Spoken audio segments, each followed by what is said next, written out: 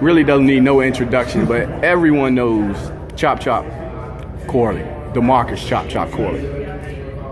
Man, 83 and counting. 84 next week. Fights under your belt, man. How is it knowing that you're going to be helping you're going to be helping out a young fighter coming up through the ranks? It's a great experience for me to get in there with a younger fighter, but he's trying to build his career, and also it can tarnish my legacy with a loss to a lesser opponent like this. And with saying that, you've been in the ring with, I think you said that because you've been in the ring with everyone, from the best that ever did it in this era, Floyd Mayweather, Marcus Madonna, Cotto, Matisse. You've been in the ring with a lot of fighters, championship fighters. You won championships yourself. How does it feel to be able to maintain your career as a fighter, always in the gym, always ready to fight? So, I mean, you fight weeks at a time, basically, now. God has blessed me with the ability to take care of my body and to still fight at the same weight I turned pro at, which was 139 pounds. How is that possible, man? How do you do that? I have a great work ethic. I eat very healthy, and I work out all the time. Let's go. Hold on now. Let's go back, because you do post a lot of stuff when you got your lamb chops, you got your making your brownies. You do it a little bit earlier, but I think you know when to do it. I mean, I have my snacks. I like my goodies. I love my coffee, and leading up to the fights, I eat very healthy. I try to stay away from a lot of the red meat. I love chicken. I can eat chicken 5 days out of 7 if it was given to me. I love my vegetables. I like my starch every now and then, but I'm a heavy eater when it comes to chicken. I know they put a lot of stuff in the chickens, but at the end of the day, you still gotta eat. And based on your whole entire career, you know, you've been through it all. And when I talk to Mike Fox, he knows that you've been at the top. He knows that you clipped fighters that wanted to use you as a come up, and you knocked them off. And the list goes on. You've been through every situation that a fighter has been going through, from inside the ring and outside the ring. With this fight right here, what's so special about this one that's different from any other? Or you didn't seen it all already? It's just another fight to you? It's just another fight to me, but it's an opportunity I haven't had in the last 4 years. DC fighters love fighting at home. Why? Because you get a chance to show everyone that you can fight. And this is why you do it, to show them. And when you're not able to fight at home and you're fighting out of this country, out of the states, they're not able to come and see. And that opportunity is given to you to come back to fight close by where they can come and watch, and then to fight on TV again. I haven't been on TV in a while. I can't even remember the last fight on TV. And I was about to ask you that. You know, this fight is on television, and then the fights that you've been taking, the fights that you've been asking for, the last fight that was actually semi-televised, it was on the internet, I think, was Hank Lundy. You know, and that was a big fight for you. You know, it didn't turn out the way you wanted to turn out, but it was a good fight. But this time, you have a televised fight.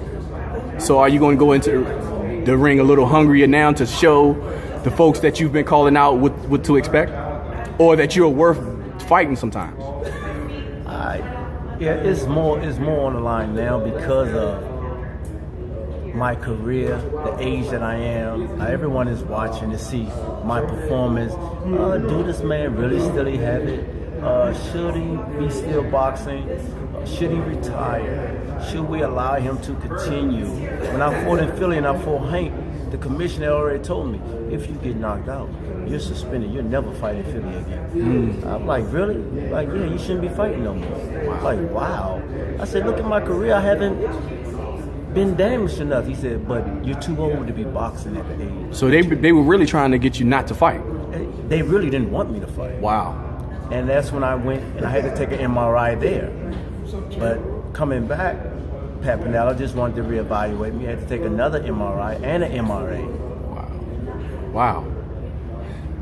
So, any trouble this time fighting here on with the medicals and all that stuff? Everything is cleared.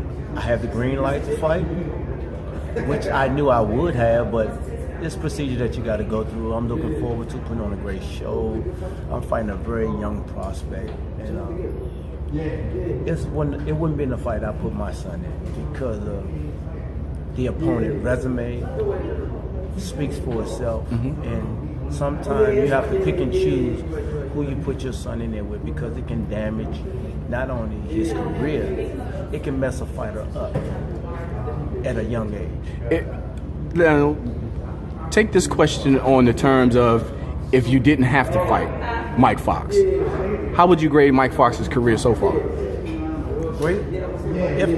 Regardless of we're fighting or not, he's a great prospect. Very tall, long range. I haven't watched Mike full fights yet. I haven't seen an actual whole fight of him yet. I've seen clippings of him, how he fight, how he moves.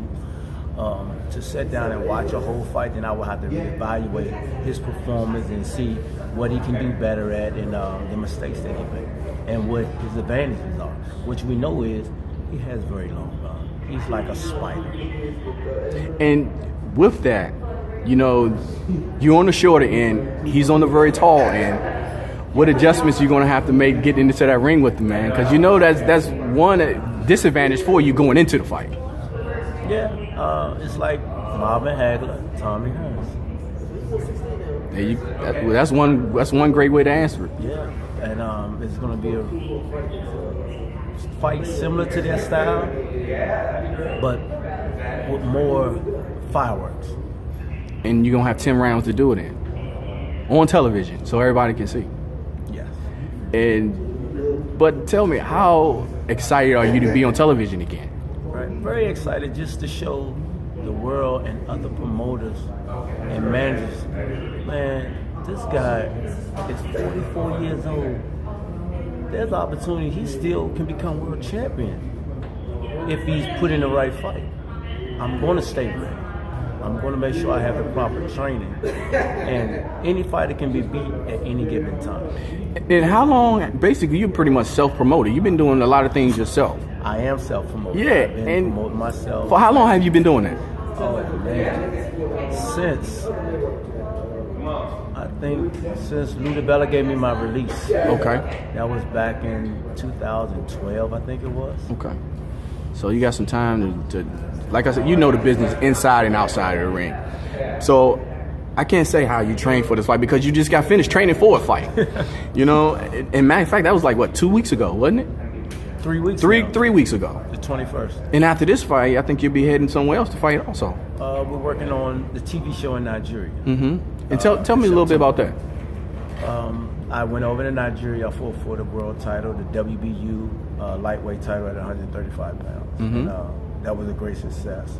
And the promoter over there reached out to me, asked me what did I think about their fighters over there. And it was so different it wasn't older fighters, it were young fighters, kids who gravitated to me, and they were just so excited to have me there.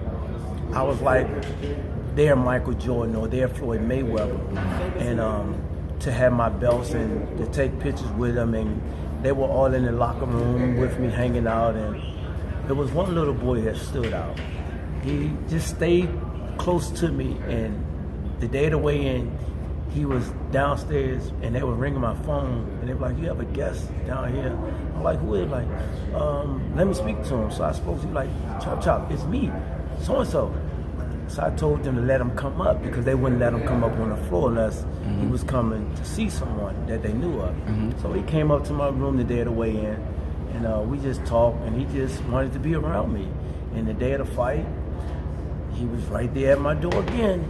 And what makes it so special, after the fight, Sunday morning, about 9:30, he was at my door, knocking on my door. I wanted to rest after that 12-round fight. I was tired, I was sore, He was knocking on my door. I opened the door.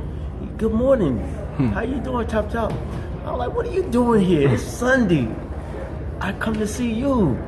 I said, what's up? It's nothing. I want to show you. I want to show you how I work. I said, okay, hold on. I washed my face, brushed my teeth. We went downstairs to the pool. And if you see on my social media pages on Instagram, we were at the pool and he was showing me.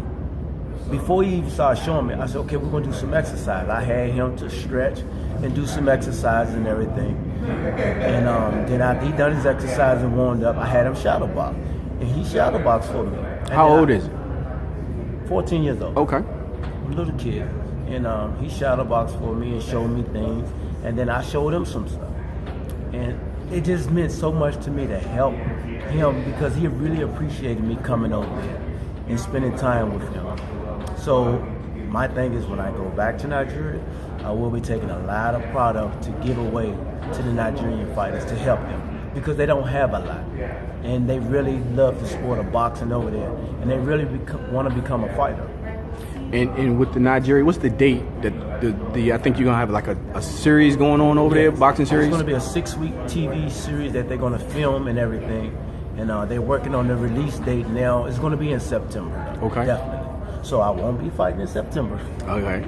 So definitely August 18th, DeMarcus Chop Chop Corley, 10-round fight. Michael Professor Fox.